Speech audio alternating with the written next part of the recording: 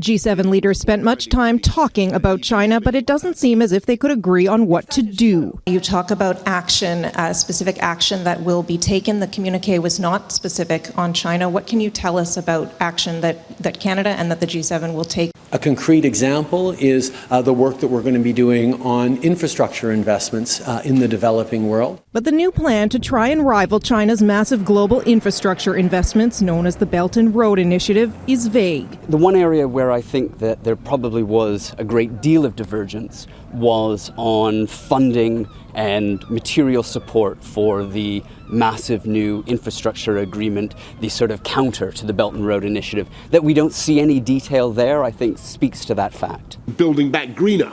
More consensus on climate. Leaders agreed to reach net zero by 2050 and protect 30% of land and oceans by 2030.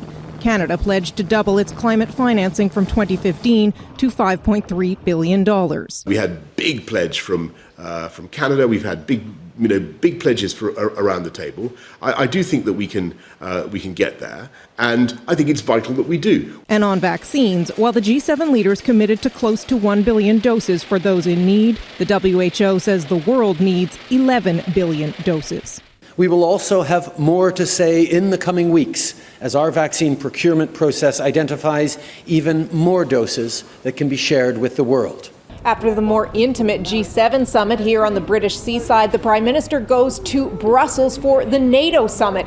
It's a much bigger table and a much shorter summit, meaning more pressure on the Prime Minister to get face time with those he feels are important to help advance Canada's interests.